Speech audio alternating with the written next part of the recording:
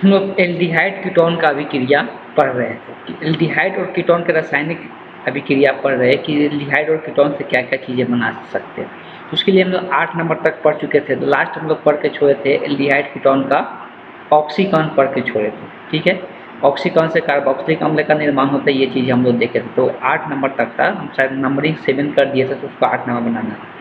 आज हम लोग पढ़ना है कि एल्डिहाइड कीटोन का जो अभिक्रिया है वो टॉलेंस अभिकर्मक के साथ कैसे होता है। क्या होता है?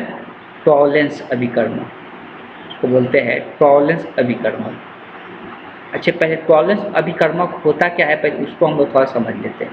टॉलेंस अभिकर्मक क्या होता है, सभी को इसमें 2-3 लाइन लिख लेना है। 2-3 लाइन क्या लिखना है?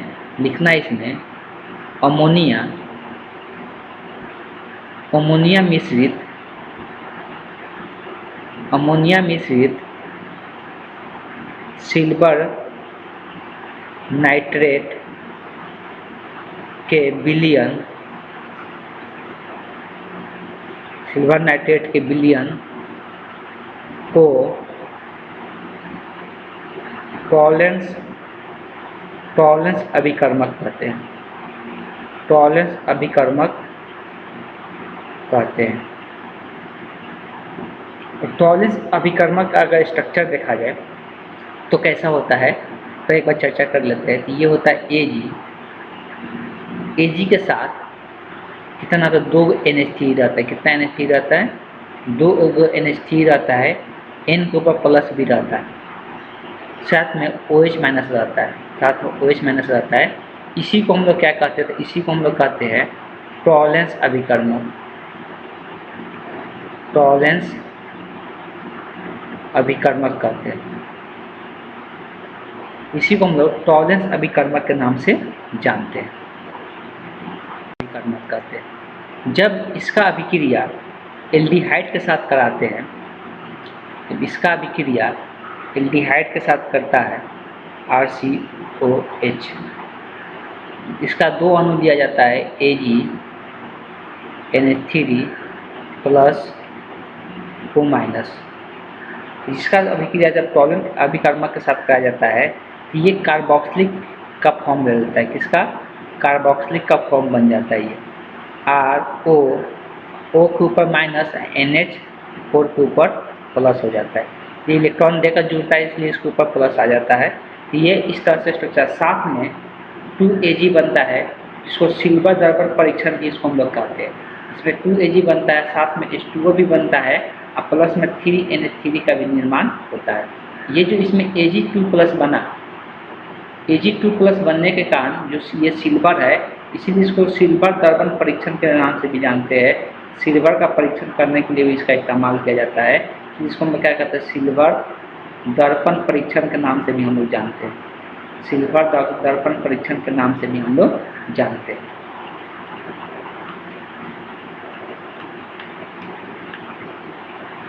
तो ये था हम लोग का टॉलेंस अभिकर्मक के साथ अभिक्रिया एल्डिहाइड का। फिर है 10 नंबर पे, 10 नंबर है फेल्हिंग विलयन। कौन सा विलयन?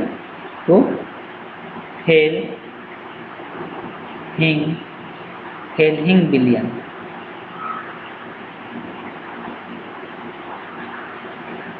इसको इंग्लिश में बोलते हैं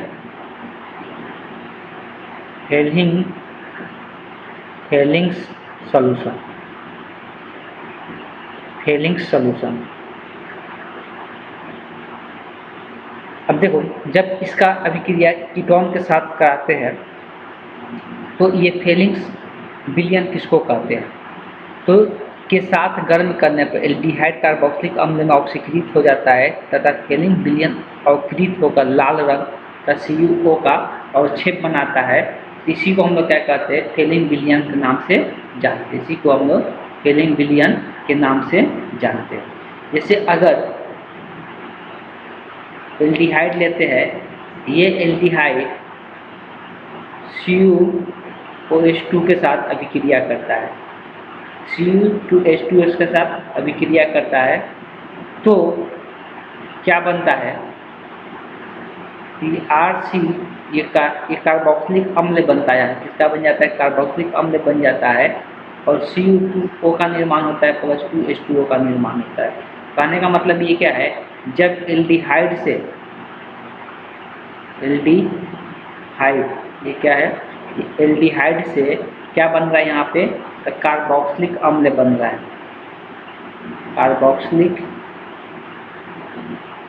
कार्बोक्सिलिक अम्ल का निर्माण हो रहा है। इसी को हम लोग क्या कहते हैं, इसी को हम लोग हेल्डिंग विलयन के नाम से जानते हैं।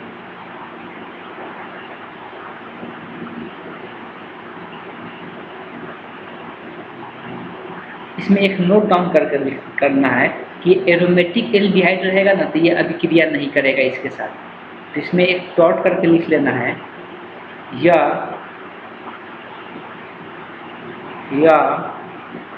एरोमेटिक जो बेंजीन वाला रिंग होता है, एरोमेटिक एल्डिहाइड के साथ ये अभिक्रिया नहीं करेगा। एरोमेटिक एल्डिहाइड से अभिक्रिया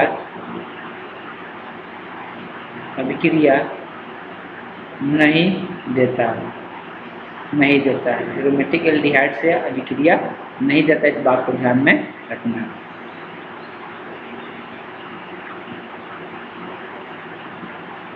एक बेंकिट अभिकर्मक होता है, बेंकिट में एलिफैटिक एल्डिहाइड के साथ अभिक्रिया कर क्यूप्रस ऑक्साइड का लाल भूरा अवक्षेप देता है, तो उसके बारे में चर्चा होती है, इसको हम लोग छोड़ते हैं। आगे अब जो पढ़ना है हम लोग 11 नंबर पढ़ेंगे, मेथिल कीटोन का ऑक्सीकरण। इसको हम लोग एक नाम से भी जानते हैं, हेलोफॉर्म अभिकर्मक अभिक्रिया के नाम से जानते हैं। हेलोफॉर्म अभिक्रिया के नाम से भी हम लोग जानते हैं। इसको हम लोग हेडिंग डालेंगे मेथिल कीटोन। 10 नंबर हो गया ना, तो 11 नंबर हेडिंग डालेंगे।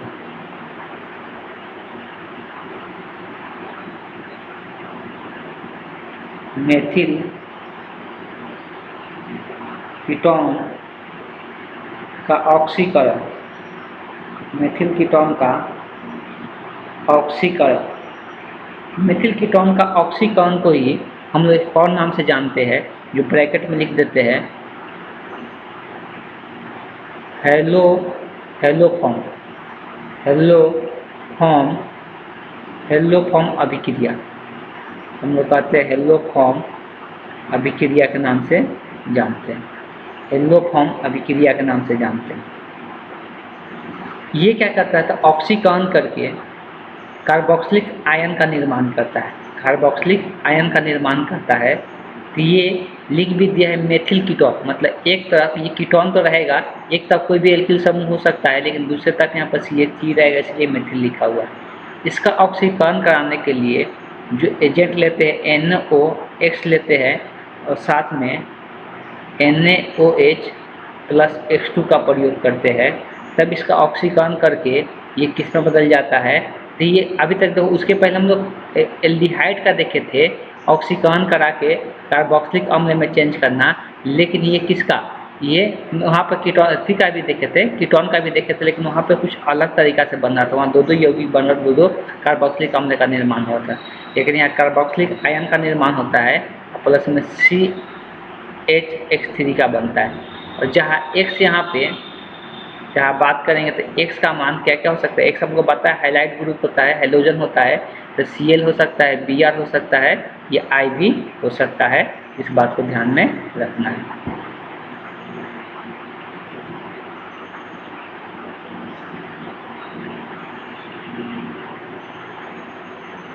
ध्यान रखना है कि यहाँ पे एल्किल समूह रहेगा तब यहाँ पे कोई दिक्कत नहीं है। अगर एल्किल समूह में यहाँ पे अगर कोई एक अब एग्जाम्पल लेते हैं, सेमी तरीका से दिखाना है, एग्जाम्पल लेते हैं तो C डबल बॉन्ड O एक एग्जाम्पल लिया जा रहा है, CH डबल बॉन्ड CH3। ये एक एल्किल समूह जुड़ा हुआ है, लेकिन इधर हमेशा क्या होना चाहिए, CH3 होना चाहिए अभिक्रिया होने के लिए। इसका ऑक्सीकरण होने के लिए इधर CH3 होना चाहिए कार्बोक्सिलिक अम्ल में चेंज करने के NOCl के साथ। ठीक है, ये क्या हो जाएगा, इसमें जैसे बताया गया वैसे ही होगा, इधर कोई परिवर्तन नहीं होगा। यहाँ पर सिर्फ क्या हो जाएगा, O एन जुड़ जाएगा। क्या जुड़ जाएगा? ON जुड़ जाएगा, जो यहाँ पर CH3 है, और ये इधर क्या बन जाता है? CHCl3 का निर्माण हो जाएगा, इसलिए कि यहाँ पर क्या है? Cl। इस तरह से इसका अभिक्रिया देखने को मिलता है। अब देखो, एक और इम्पॉर्टेंट अभिक्रिया आने जा रहा है, उसको थोड़ा ध्यान में रखना है। इम्पॉर्टेंट अभिक्रिया क्या है? हम लोग इसको 12 नंबर में पढ़ने वाले हैं।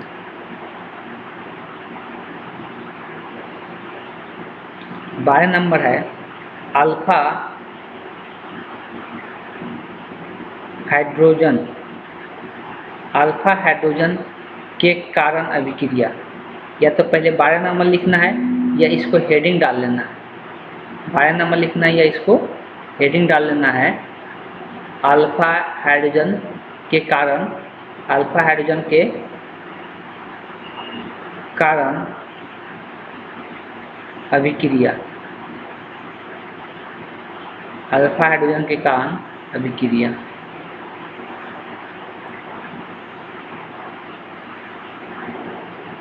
चलिए इसको 12 नंबर देकर ही लिखते हैं। अल्फा हाइड्रोजन के कारण अभिक्रिया जो होता है, इसमें इम्पॉर्टेंट अभिक्रिया जो होता है उस पर हम लोग चर्चा करेंगे। इसमें क्रॉस एल्डोल संघनन भी होता है, संघनन अभिक्रिया के बारे में हम लोग को चर्चा करना है। उसके बाद लास्ट एक रह जाएगा अन्य अभिक्रिया, उसके बाद ये टॉपिक खत्म हो जाएगा। सबसे पहले समझते हैं कि अल्फा हाइड्रोजन क्या है एल्डिहाइड या कीटोन में, उसको हम लोग समझते हैं। बेसिकली अल्फा हाइड्रोजन बोलते किसको है इसमें, तो यहाँ पर ध्यान देना है कि एल्डिहाइड कीटोन में अल्फा हाइड्रोजन किसको बोलते हैं। मान लेते हैं कि यही हम लोग इंडिकेटर होता है एल्डिहाइड और कीटोन का सीरियल बॉन्ड हो, इसके बगल वाले ये कार्बन, तो ये एल्डिहाइड कीटोन कहा जाता है। इसके बगल वाले जो कार्बन होते हैं ना, इससे जो हाइड्रोजन जुड़ा रहता है, इसी को हम लोग क्या कहते हैं? इसी हाइड्रोजन को हम लोग क्या कहते हैं? अल्फा हाइड्रोजन के नाम से जानते हैं।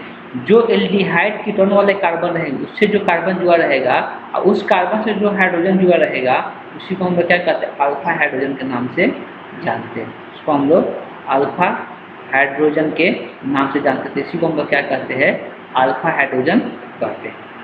ठीक, इसी को हम लोग अल्फा हाइड्रोजन कहते हैं। इसी के कारण यहाँ पर अभिक्रिया होगा, इसलिए कि यहाँ पर ऐसा कोई आएगा जिसके पास, इसको मैं बोल सकते हैं नाभिक स्नेही। ये भी क्या होगा? नाभिक स्नेही अभिक्रिया होगा, इसको नाभिक से लगाव होगा।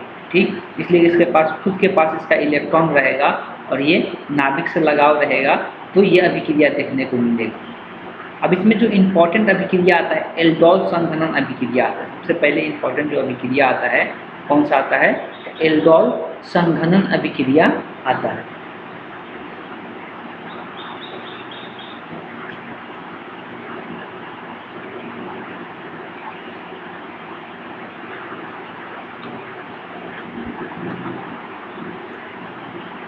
तो डॉट करके लिखिए, जैसे भी लिखे, तो पहला इसमें हम लोग जो पढ़ेंगे वो पढ़ेंगे एल्डोल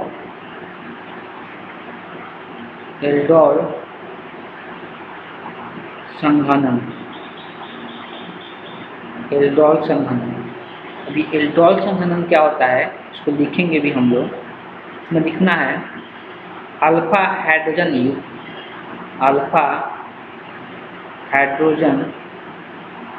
युक्त एल्डिहाइड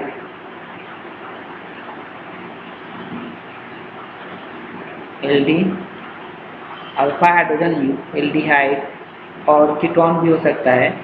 अल्फा हाइड्रोजन युक्त एल्डिहाइड और कीटोन तनु क्षार, इसके साथ तनु क्षार की उपस्थिति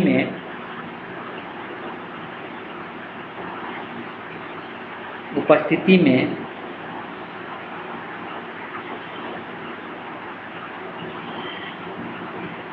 अभिक्रिया कर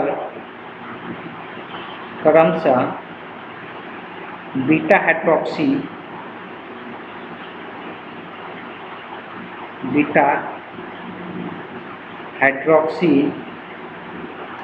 लिखते चलना है, बीटा हाइड्रोक्सी एल्डिहाइड या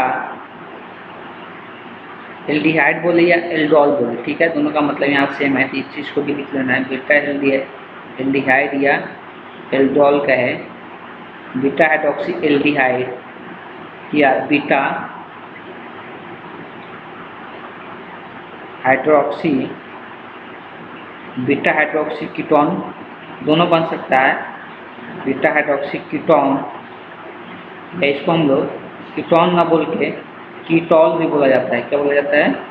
कीटोल भी कहते हैं। जैसे इसको एल्डोल कर रहा है, एल्डिहाइड बन रहा है, और कीटोल बोल रहा है इसको कीटोन से बन रहा है, तो ठीक है, बनाता है इस प्रकार की अभिक्रिया को, इस प्रकार की अभिक्रिया को एल्डोल संघनन अभिक्रिया कहते हैं। एल्डोल संघनन अभिक्रिया कहते हैं, ठीक है, इतना कंप्लीट लिख लेना है।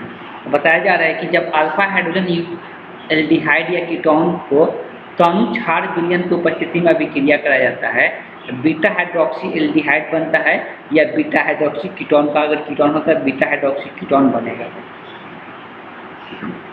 इसको हम लोग समझते हैं किस प्रकार से ये होता है। ये तनु सोडियम हाइड्रोक्सी विलयन की उपस्थिति में होता है। ये कोई एक विलयन का यूज किया जाता है, उसी विलयन की उपस्थिति में ऐसा देखने को मिलता है।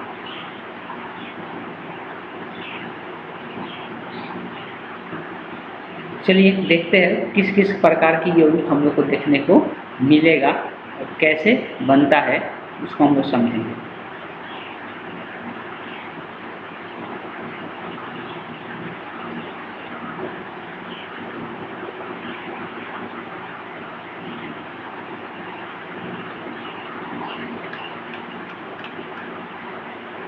अब उदाहरण लेके इसको समझते हैं। सबसे पहले हम लोग एल्डिहाइड का ही देखते हैं, एल्डिहाइड का अभिक्रिया किस प्रकार से होगा। एल्डिहाइड का देखेंगे, इस बात को याद रखना है कि यह अभिक्रिया किसके उपस्थिति में होता है, तो तनु सोडियम हाइड्रोक्सी विलयन ले सकते, कोई भी क्षार का विलयन लेना है, ठीक है, और C डबल बॉन्ड OH रहेगा। यही यौगिक कितना इसका अणु रहेगा, 2 अणु रहेगा, आपस में ये जुड़ता है। या तो इसको ऐसे दिखा दे, और ये बात को ध्यान में रखना है कि ये किसकी उपस्थिति में होगा, तो हमेशा इस बात को ध्यान में रखना है कि ये किसकी उपस्थिति में होता है, तो ये कोई ना कोई क्षार की उपस्थिति में होता है। या तो NaOH क्षार ले सकते हैं, NaOH क्षार ले सकते हैं, NaOH के क्षार की उपस्थिति में देखने को मिलेगा, किसी न किसी क्षार की उपस्थिति में ये अभिक्रिया देखने को मिलता है।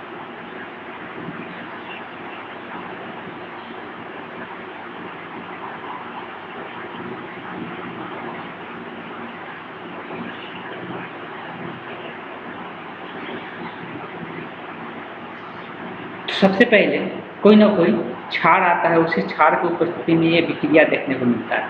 अभी ये यहाँ पे जो लिया जा रहा है क्षार, ये उत्प्रेरक का काम करता है। सिंपल इतना याद रखना है, ये उत्प्रेरक का काम करेगा कौन, NaOH। यहाँ पर दिखाया नहीं जा रहा है, नहीं भी दिखाया जाएगा तो समझ लेना है कि ये इस विलयन में ही ये डाल के यह अभिक्रिया कराया जा रहा है। तो यह अभिक्रिया किस प्रकार से होता है, थोड़ा सा उसको हम लोग क्रिया विधि द्वारा पहले थोड़ा समझ लेते हैं। ये अभिक्रिया किस प्रकार से होता है उसको हम लोग थोड़ा सा क्रिया विधि द्वारा समझने की कोशिश करते हैं। थोड़ा ध्यान से समझेंगे तो जरूर समझ में आ जाएगा, बस थोड़ा सा कंसंट्रेट बना कर रखना होगा और आसानी से ये समझ में आ जाएगा कि यह अभिक्रिया किस प्रकार से हो रहा है। ठीक है, बात क्लियर है। अब आते हैं कि अभिक्रिया कैसे हो रहा है। ये सिर्फ ये उत्प्रेरक का काम करता है, इस बात को ध्यान रखना। तो इसको ये 2 बार पहले लिख दो। इसको कितना बार, इसमें पहले 2 अणु दिया हुआ है तो 2 बार लिख दो। यहाँ से इसका अल्फा हाइड्रोजन कौन है, जो इसके बगल वाला कार्बन है, यही 3 को यहाँ पर अल्फा हाइड्रोजन दिख रहा है। एक अल्फा हाइड्रोजन को अलग से यहाँ पर दिखा देते हैं, ठीक है, C डबल बॉन्ड O। सबसे पहले इसके ये जैसे विलयन में रहता था Na+OH- में टूटा रहता है, यही क्षार का काम करता है। किसका काम करता है, क्षार OH-। ये OH- का होता है हाइड्रोजन को अपने पास खींच लेता है। क्या करता है, OH- जो होता है हाइड्रोजन को अपने पास खींच लेता है और यहाँ से ये बॉन्ड तोड़ देता है। वैसे ही अपना बॉन्ड इलेक्ट्रॉन देकर इसके साथ चला जाता है, इसलिए कि H प्लस आसानी से इसके OH माइनस के पास आ जाएगा तो इलेक्ट्रॉन दे देगा, आसानी से ये छूट जाता है। अगला स्टेप यहाँ पर क्या देखने को मिलता है, ये बन जाता है CH2, ये कार्बन पर क्या जाता है माइनस आ जाता है, इसलिए कि यहाँ से बॉन्ड तोड़ के इलेक्ट्रॉन दे दिया। ये पहला स्टेप ये देखने को हम लोग को मिलता है। उसके बाद इसका जो एक और अणु है, दो अणु है ना इसका, तो दूसरा अणु यहाँ पर हम दिखाने जा रहे हैं। यहाँ पर दूसरा अणु इसका दिखा दिए। अब ये क्या होता है कि ये जो दूसरा अणु है ये क्या करता है कि ये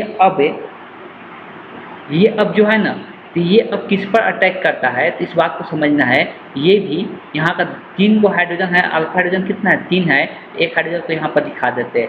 तो अब ये इस हाइड्रोजन को अपने ओर क्या कर लेता है, आकर्षित कर लेता है, अपने ओर क्या कर लेता है, आकर्षित कर लेता है, खींच लेता है, बोल सकते हैं। ठीक है, ऐसा बोला जाए, और नहीं तो दूसरा तरीका से ये बोल सकते हैं, बस यहाँ पर मिटा देते हैं, इस कार्बन पे जाके अटैक कर देता है। यहाँ पर कुछ नहीं करता है। जैसे ये माइनस बनता है ये वाला कार्बन पे जाके अटैक करेगा, अटैक करके यहाँ से ये बॉन्ड को क्या कर देता है, ब्रेक कर देता है। अब देखो ये जुड़ा कैसे, यहाँ पर CH3 है। ठीक है, पूरा स्ट्रक्चर को ध्यान से देखना है। तो अगला जो यहाँ पर यौगिक इसका दिखेगा, पहले ये CH3 को ही दिखाते हैं, CH3 और ये C, और ये O के ऊपर क्या आ जाएगा, माइनस आ जाएगा, एक बॉन्ड टूट गया इलेक्ट्रॉन लेकर, तो ये O के ऊपर, इस कार्बन पे एक हाइड्रोजन है। इस कार्बन से कौन जुड़ा हुआ है, ये वाला कार्बन, ध्यान देना है। ये CH2 जुड़ा हुआ है, ये CH2 को जोड़ देना है। अब फिर यहाँ पर क्या हो जाएगा, C डबल बॉन्ड O, और फिर यहाँ पर क्या H है, तो ये पूरी तरह से यौगिक ऐसे दिखेगा। अच्छे, यहाँ से और चीज़ें ध्यान रखना है। जब ये OH इस हाइड्रोजन को लेकर निकलेगा तो यहाँ से एक और यौगिक दिखाई देगा, इसके साथ यहाँ पर H2O भी दिखाई देगा, जब इसलिए कि यहाँ पर ये OH इस हाइड्रोजन को लेकर गया तो H2O, और फिर अब ये H2O इसके साथ अभिक्रिया करता है, और ये H2O में से जो H होता है निकाल के इसको दे देता है, इसलिए कि इसका एक H लेकर गया था, फिर से OH माइनस आया था अभिक्रिया कराने के लिए, फिर से OH माइनस बन जाता है। यहाँ से ये H इसके पास चला जाता है। तो बाद में सबसे बाद में उत्पाद जो देखने को मिलता है CH3, यहाँ पर हो जाएगा OH, यहाँ पर बीच में आ गया CH2, फिर C double bond O, H हो गया, और यहाँ से फिर से OH माइनस बाहर निकल जाता है, और OH माइनस विलयन में फिर से चला जाता है। इस बात को ध्यान में, आया था अभिक्रिया कराया, फिर वही बन के हट गया। यहाँ से ये उत्पाद के रूप में हम लोग को देखने को मिलता है। इस उत्पाद को ही हम लोग कहते हैं, क्या कहते हैं, तो एल्डिहाइड। अभी हम ऊपर में लिखवाए भी थे, तो इसको हम लोग क्या नाम देते हैं, तो इसको एल्डोल संघनन के नाम से जानती है, इसको बीटा हाइड्रोक्सी एल्डिहाइड कहते हैं, बीटा हाइड्रोक्सी एल्डिहाइड के नाम से जानते हैं। ये हो गया अभिक्रिया कराने का, और यहाँ पर इसका उत्पाद यहाँ पर लिख सकते हैं, क्या आएगा, CH3 CH OH, फिर CH2 C double bond OH। अब इसको साधारण सा भाषा में समझते हैं कि ये तो हो गया क्रिया विधि दिखाने का, लेकिन क्रिया विधि नहीं पूछेगा, बहुत कम ही पूछता है। इसको हम एग्जाम्पल से साधारण सा भाषा में समझते हैं कि ये कैसे। इसका 2 अणु लेना है, कितना अणु लेना है, CH3 C double bond OH। कितना अणु, 2 अणु को 2 बार दिखा देते हैं, 2 अणु को 2 बार दिखा देते हैं। ध्यान देना है कि जिस अणु का यहाँ से अगर इस दोनों में से किसी एक से अल्फा हाइड्रोजन निकलेगा, अगर यहाँ से निकल रहा है, फिर से थोड़ा ध्यान दे, अगर यहाँ से निकल रहा है अल्फा हाइड्रोजन, अगर यहाँ से अल्फा हाइड्रोजन निकल रहा है तो यहाँ पे OH बनेगा। यहाँ से अगर अल्फा हाइड्रोजन निकल रहा है तो यहाँ पे OH बनेगा, अगर अल्फा हाइड्रोजन यहाँ से निकलेगा तो यहाँ पे OH बनेगा। ठीक है, बात हम क्या बोले, समझ में आया कि H अगर यहाँ से निकलेगा, अगर यहाँ से हाइड्रोजन निकलेगा, फिर से बता रहे हैं कि अगर यहाँ से हाइड्रोजन निकलेगा तो इस पर माइनस आएगा, और ये माइनस क्या करेगा, इस पर जाकर अटैक करेगा, यहाँ से ये बॉन्ड तोड़ कर फिर जो है हाइड्रोजन निकलता है किसके पास आ जाता है, इसके पास आ जाता है। साधारण भाषा में याद रखने के लिए क्या याद रखना है कि यहाँ पे अल्फा हाइड्रोजन यहाँ पर भी है, अल्फा हाइड्रोजन यहाँ पर भी है, तो कहीं से भी अल्फा हाइड्रोजन निकलेगा, या तो यहाँ से निकले या तो यहाँ से निकले, लेकिन दोनों केस में यौगिक एक ही बनेगा। यहाँ पर दोनों केस में जो यौगिक बनेगा वो एक ही बनेगा। तो हम लोग पर डिपेंड करता है कि अल्फा हाइड्रोजन कहाँ से निकाले। अगर यहाँ से निकालेंगे अल्फा हाइड्रोजन तो ये वाला कार्बन किस पर आकर जुड़ेगा, यहाँ पे आकर जुड़ेगा, और ये O माइनस बन जाएगा। अगर यहाँ से निकलेगा तो ये वाला कार्बन यहाँ पे आकर जुड़ेगा और यहाँ पर O माइनस बन जाएगा। ध्यान देकर देखिएगा तभी जाकर समझ में आएगा। बार बार बोल रहे हैं कि दोनों यौगिक समान है, तो अल्फा हाइड्रोजन यहाँ से निकले या यहाँ से निकले, दोनों केस में यौगिक जो बनेगा समान ही बनेगा। लेकिन अगर अल्फा हाइड्रोजन यहाँ से निकलेगा तो ये कार्बन किसके साथ जुड़ जाएगा, तो ये कार्बन मान लेते हैं कि यहाँ से निकला, तो यहाँ से ये कार्बन यहाँ पे आके जुड़ जाएगा, ठीक है, इस कार्बन के साथ। और यहाँ का हाइड्रोजन कहाँ पे आ जाएगा, यहाँ पे आ जाएगा, इसलिए कि यहाँ का बॉन्ड इस तरह से टूट जाएगा। तो दो तरीका, या तो इसको इसके साथ या इसको इसके साथ। चलो अभी हम यहाँ पर इसको इसके साथ जोड़ दिए। जब इसको यहाँ से इसके साथ जोड़ दिए, यहाँ से लिखना शुरू करेंगे उत्पाद। पहले यहाँ पर क्या है, CH3 है तो ये CH3 लिख दिए। फिर यहाँ पर C, अब यहाँ पर ये जो बॉन्ड है ये सिंगल बॉन्ड बन जाएगा O, और यहाँ का जो हाइड्रोजन है, पहले से एक कार्बन से इस हाइड्रोजन जुड़ा हुआ है तो यहाँ पे हाइड्रोजन दिखा दी। जो यहाँ का एक हाइड्रोजन है कहाँ पे आ जाएगा, यहाँ पे आ जाएगा, यहाँ पर ये हाइड्रोजन आ जाएगा, और ये वाला कार्बन से अब ये टूट जाएगा, और यहाँ पर अब CH2 लिखाएगा, इसलिए कि यहाँ से एक हाइड्रोजन चला गया, और बाकी जो बचा हुआ है वही चीज़ यहाँ पे लिखा जाएगा। इस तरह से उसका उत्पाद देखने को मिलता है। इसी को हम लोग क्या कहते हैं, एल्डोल कहते हैं। साधारण सा क्या लिखेंगे इसको हम लोग एल्डोल के नाम से जानते हैं। बात समझ में आया। तो इस तरह से हम लोग को यही एल्डोल में, थोड़ा सा यहाँ पर ध्यान दें, यही एल्डोल में क्या होता है कि इसी एल्डोल को गर्म कर दिया जाए, क्या कर दिया जाए, गर्म करने पर एल्डोल जब गर्म किया जाता है तो यहाँ से एक हाइड्रोजन और यहाँ का OH, यहाँ का एक हाइड्रोजन एक यहाँ का OH, थोड़ा सा यहाँ फिर से लिख देते हैं। जब ये यौगिक बना, इसको अगर गर्म कर देते हैं, CH, तो यहाँ पर क्या है, OH है। यहाँ इसके बगल वाला का, इधर वाला का ध्यान रखना, जो C डबल बॉन्ड O से जुड़ा हुआ है, ठीक है।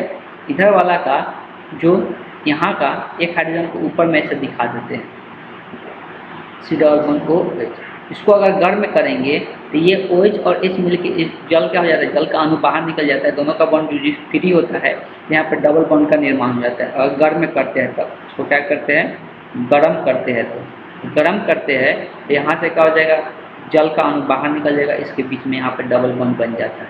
इस तरह से हम लोग को ये उत्पाद देखने को मिलता है, साथ में जल का अणु बाहर निकल जाता है। इस प्रकार से हम लोग दिखा सकते हैं। इस उत्पाद का नाम भी याद रख सकते हैं। ये जो उत्पाद बना, इसको हम लोग नाम क्या है, उसको बोलते हैं क्रोटोनैल्डिहाइड के नाम से हम लोग जानते हैं, ठीक है। अब कीटोन के लिए एक बार देख लेते हैं। जब कीटोन के लिए देखेंगे तब क्या बनेगा, थोड़ा सा ध्यान देना है। तो अगला एग्जाम्पल ये एल्डिहाइड के लिए था, अब कीटोन के लिए देखते हैं। तो कीटोन का भी ये दो अणु सेम ही लेना है, दोनों को क्या करना है, अभी सेम ही लेना है। तो सेम लेना है तो दो बार इसको लिखते हैं।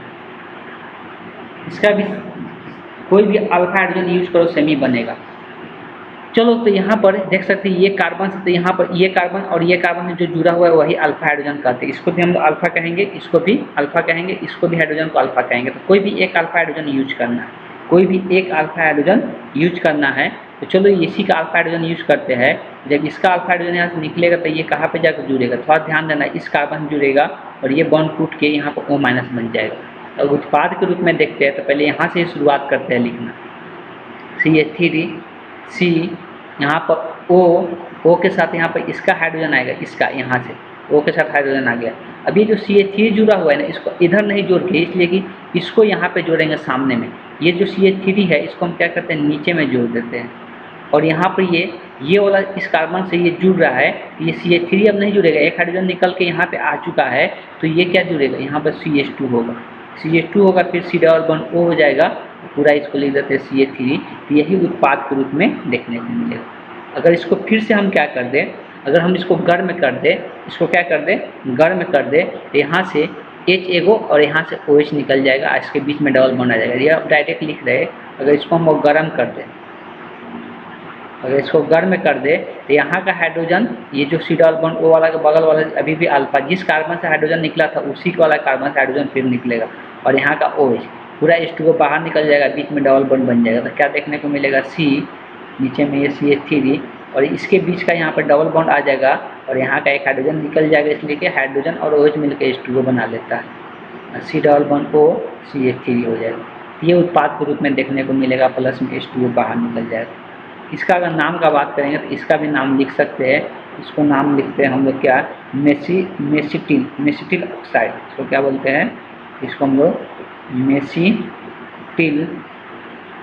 मेसिटिल ऑक्साइड, इसको हम लोग एल्डोल संघनन के नाम से जानते हैं। एल्डोल संघनन इस प्रकार से होता है, लेकिन एल्डोल संघनन में इसका एक ही पदार्थ का दो अणु लेते हैं, ठीक है, मतलब समान लेते हैं, एक ही पदार्थ का दो अणु लेते हैं, लेकिन एक ही पदार्थ का दो अणु लेते हैं, इस बात को ध्यान में रखना है। लेकिन अगर अलग अलग लेंगे तो उसको हम लोग कहते हैं क्रॉस एल्डोल संघनन कहते हैं। जब अलग अलग लेते हैं तो उसको हम लोग क्या करते हैं, क्रॉस एल्डोल संघनन के नाम से जानते हैं। इस बात को ध्यान में रखना है, जब अलग अलग लेंगे तो उसको हम लोग क्या कहते हैं, क्रॉस एल्डोल संघनन के नाम से जानते हैं। अब देखो, इसके बाद हम लोग जो पढ़ने वाले हैं वो क्रॉस एल्डोल संघनन के बारे में पढ़ना है। क्रॉस एल्डोल संघनन के बारे में पढ़ के अन्य अभिक्रिया पढ़ना है, बस 2 टॉपिक इसमें है। लेकिन हम यहाँ पे इसलिए कि इसका एक और क्लास अभी रखा जाएगा, इस चैप्टर का एक और क्लास होगा, क्रॉस एल्डोल संघनन का होगा एक होगा अन्य अभिक्रिया जो दिया हो उसका होगा। ये दोनों अभिक्रिया अगले क्लास में बताया जाएगा और उसके साथ कुछ होमवर्क दे दिया जाएगा और होमवर्क का डिस्कशन अलग से कर लिया जाएगा। इसके बाद ये टॉपिक खत्म हो जाएगा, ये चैप्टर ही कंप्लीट हो जाएगा, तब हम उसके बाद नेक्स्ट चैप्टर पढ़ेंगे। ऐसा करते हैं, एक तो ध्यान रखना है कि 2 चीज़ें बचा हुआ है और 2 चीज़ें जो बचा हुआ है उसमें क्या है कि हमको इससे रिलेटेड एग्जाम्पल भी देना है और जो पिछले क्लास में क्वेश्चन दिए थे उनको अगले क्लास में बताना भी है, इसलिए वो भी वीडियो लंबा हो जाएगा। इसलिए आज कैसे भी करेंगे तो आज कैसे भी कंप्लीट नहीं होगा। इस कारण से ऐसा करते हैं कि इसको कंप्लीट हम लोग अगले क्लास में करेंगे। अगले क्लास में कुछ एग्जाम्पल भी सॉल्व करने के लिए दे दिया जाएगा और साथ साथ जो पहले का दिया गया है उसका भी डिस्कशन कर लिया जाएगा। तो एक और क्लास चलेगा, उसके बाद ये चैप्टर कंप्लीट हो जाएगा। तो आज की क्लास को हम यहीं पे एंड करते हैं।